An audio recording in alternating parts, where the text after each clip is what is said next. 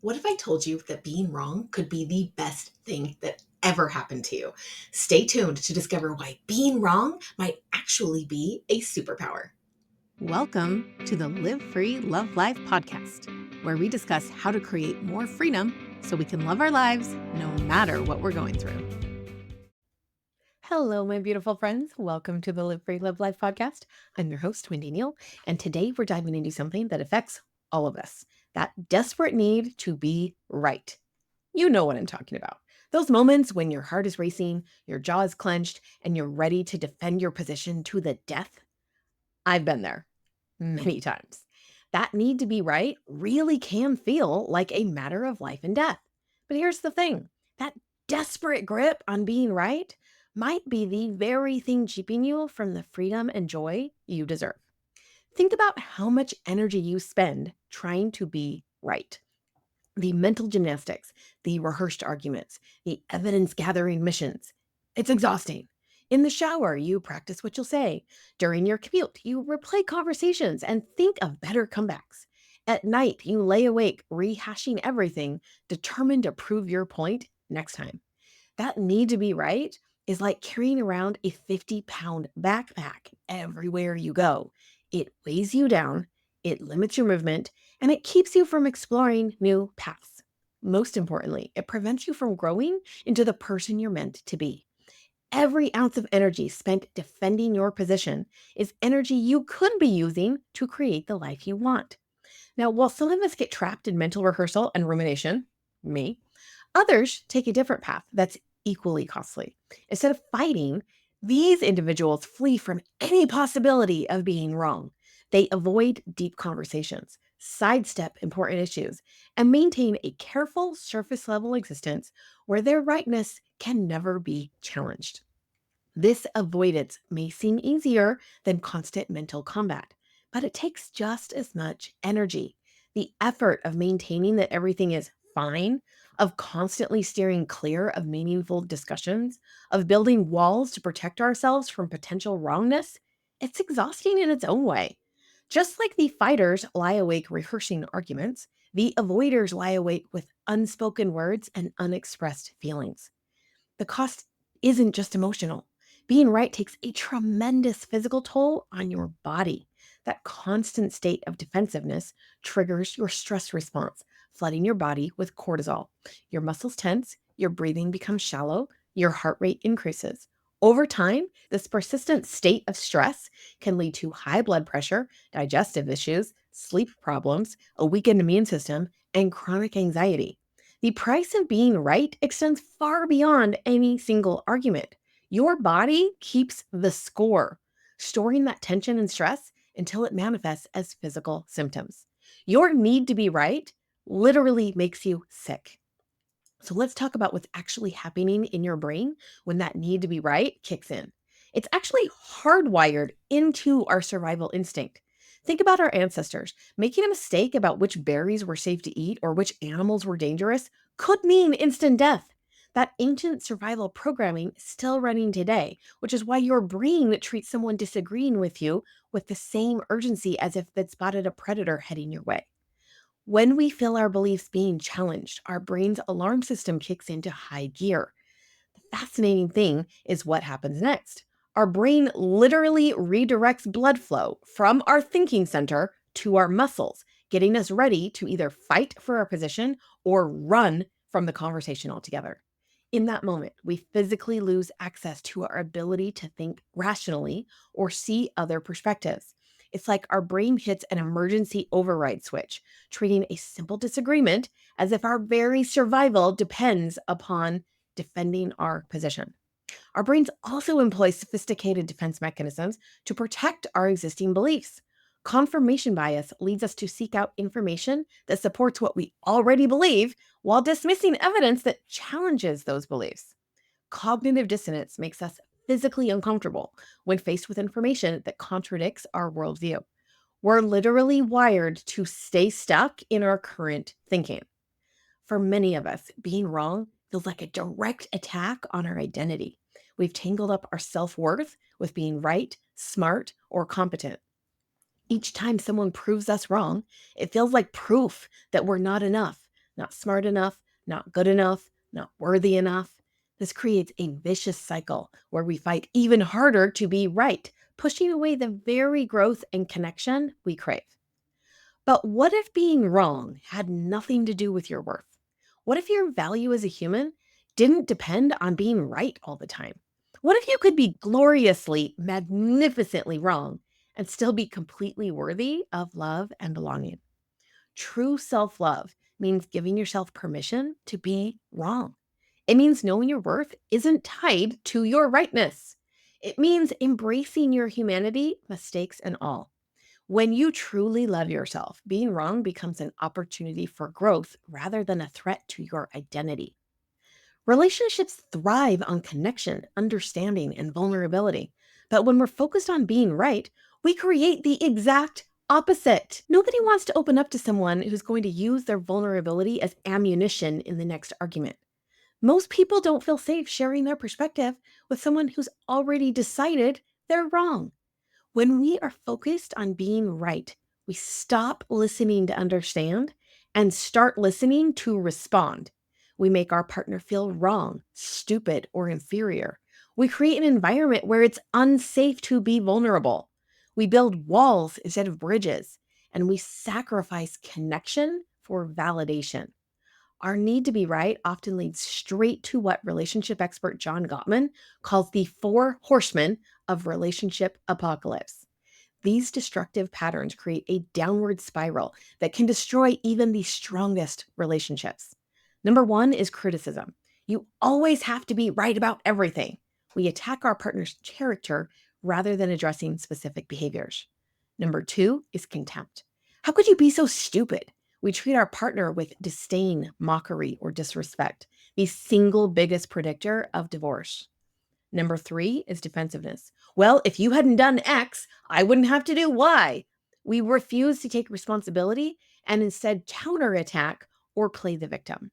And number four is stonewalling. We completely shut down and refuse to engage, building walls that become harder and harder to break down. The need to be right creates fertile ground for all four horsemen to flourish. Each time we choose being right over connection, we chip away at the foundation of trust and safety that healthy relationships require. The need to be right destroys relationships in two distinct but equally damaging ways. The fighters create tension through constant defense and argument, while the avoiders create distance through silence and withdrawal. Both patterns stem from the same fear, the terror of being wrong. They just manifest differently. The fighters turn every disagreement into a battlefield, determined to prove their rightness at any cost. The avoiders, meanwhile, ensure there are no disagreements by never engaging deeply at all. They maintain a carefully controlled surface level relationship where nothing important ever gets discussed. Both patterns ultimately lead to the same destination: emotional disconnection. Whether through the exhaustion of constant conflict or the emptiness of surface level interaction, genuine intimacy becomes impossible. Resentment builds, either openly or silently, and the relationship slowly dies from a lack of true connection. When we need to be right about our limitations, we build our own prison walls. It's like insisting the sky is always gray while refusing to look up. We collect evidence that supports our limitations and discard anything that challenges them. Over time, these beliefs become self fulfilling prophecies. Think about these common limiting beliefs: I'm not good enough. I'll never be able to lose weight. I'm bad with money. I always pick the wrong partner. I'll never achieve my dreams. Each time we defend these beliefs, we reinforce their power over us. We become invested in proving ourselves right, even when being right keeps us stuck. The need to be right about our limitations becomes more important than the possibility of change. Our society rewards being right and punishes being wrong from an early age. Think about school. What happened when you got an answer wrong? Red marks, lower grades, sometimes even public shame. These early experiences create deep grooves in our psyche, teaching us that being wrong is dangerous and shameful. Messages are particularly complex for women. We're taught to be confident, but not arrogant, right, but not threatening, strong, but not intimidating, smart, but not show offy, sure, but not stubborn. These contradictory expectations create a maze of impossible standards. No wonder we cling to being right. It feels like the only safe ground in shifting sands. Our need to be right often masks a deeper need for control. When we're right, we feel safe, in control, validated, powerful, and worthy. But the sense of control is an illusion. Life is inherently uncertain. People will always have different perspectives. True power comes not from controlling everything, but from knowing we'll be okay, even when we're wrong. The paradox is beautiful. When we let go of needing to control through being right, we gain real control over our experience. We become free to choose our responses rather than being driven by our need to be right. Being wrong opens doors that being right keeps firmly locked. When we discover we're wrong about a limitation, we gain access to new possibilities. Being wrong about I'll never lose weight means weight loss becomes possible. Being wrong about I'm not good enough means we can finally begin to recognize our worth.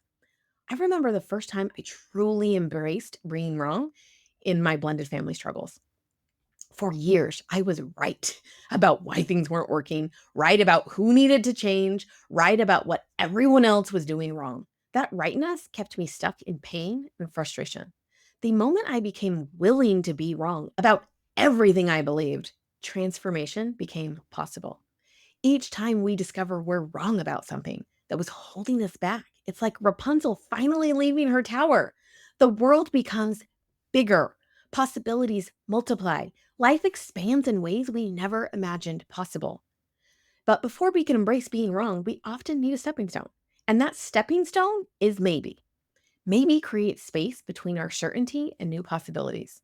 It's more gentle than forcing ourselves to admit we're wrong. It opens the door to exploration without requiring immediate change. So think about these powerful maybes. Maybe there's another way to look at this. Maybe I don't have all the information. Maybe my spouse has a valid perspective. Maybe I can succeed even though I failed before. Maybe my limiting beliefs aren't actually true. Maybe I've been wrong about this all along. Maybe there isn't a right or wrong. There's just different perspectives. Maybe it doesn't matter who's right and who's wrong. Just entertaining these maybes begins to loosen the grip of certainty. It creates breathing room for new thoughts, new possibilities, and new ways of being. Change happens through conscious, consistent practice. So here's how to begin. Step number one, notice your grip. Start by becoming aware of when that need to be right shows up. Notice the physical sensations, tension in your jaw, tightness in your chest, shallow breathing. Notice the thoughts that accompany it. This awareness creates space between trigger and reaction. Step number two, question everything. Take your most cherished beliefs and gently question them, not to prove them wrong, but to explore what else might be true. What evidence have you been ignoring? What possibilities have you been dismissing? What experiences have you been misinterpreting? Step number three, get curious. Replace defensiveness with curiosity. Instead of preparing your rebuttal while someone is talking, really listen. Ask questions. Seek to understand rather than to prove wrong. This shift alone can transform your relationships. Step number four, practice being wrong. Start small. Admit when you make little mistakes. Notice how freeing it feels to not have to be perfect. Build your being wrong muscle gradually, just like you would at the gym. And step number five, celebrate being wrong. Each discovery of wrongness is a victory. It means you're growing, learning, and expanding. Celebrate these moments. They're signs of progress, not failure. Now, let me give you some exercises to help embrace being wrong. Exercise number one, the I might be wrong challenge. For 1 week, start every disagreement with I might be wrong, but watch how this simple phrase changes conversations, opens hearts, and creates connection instead of conflict. Exercise number two, the opposite game. Choose a limiting belief and spend 5 minutes finding evidence for the opposite. If you believe you're bad with money, look for all the times you've made good financial decisions. If you believe you're a terrible parent, list all the ways you show up for your kids. Exercise number three, the curiosity practice. When triggered to defend your position, ask 3 genuine questions instead. Not leading questions designed to prove your point, but real questions aimed at understanding. Notice how this shifts the energy of the interaction. Exercise number 4, the daily wrong. Each day, find one thing you were wrong about and celebrate it. Make it fun, turn it into a game. Share your discoveries with others who are practicing this work. And exercise number 5, the forgiveness practice. When you do something wrong, immediately practice self forgiveness. Say something kind to yourself like, "You're human and humans make mistakes," or "This mistake doesn't define you." Notice how this gentleness creates safety for growth and learning and of being wrong. When you let go of being right, you give yourself the most precious gift, the freedom to grow. This isn't just about being wrong occasionally, it's about fundamentally shifting how you move through the world. Instead of defending and protecting what you think you know, you open yourself to endless possibilities for learning and expansion. Growth becomes natural when we release our grip on being right. We stop taking things personally. We listen more deeply. We connect more authentically. Most importantly, we become more of who we truly are rather than who we think we should be. Consider how your life might transform if you embraced uncertainty as the birthplace of possibility. Approach every disagreement as an opportunity to learn. Viewed criticism as valuable feedback rather than a personal attack. Saw mistakes as stepping stones rather than stumbling blocks. And treated being wrong as a doorway to growth rather than a sign of failure. As we wrap up today's episode, I want to leave you with some questions to consider. What area of your life would feel different if you let go of needing to be right? What limiting belief have you been defending that might not be true? How might your relationship change if you approach disagreements with curiosity instead of defensiveness? What is one small way you could practice being wrong this week? What would become possible if you were willing to be wrong about everything you believe about yourself? Freedom isn't found in always being right. It's found in being willing to be wrong. Each time we choose curiosity over certainty, growth over rightness, connection over winning, we take another step toward true liberation. This journey isn't about becoming perfect at being wrong. It's about giving ourselves permission to be gloriously, magnificently human. Remember, your worth isn't tied to being right. Your value doesn't depend on never making mistakes. You are worthy of love and belonging exactly as you are, right or wrong. And perhaps that's the most important thing to be wrong about, the belief that you needed to be right in the first place. The next time you feel that urge to be right rising up, pause. Ask yourself, would I rather be right or would I rather be free? The choice is always yours. Live free, love life.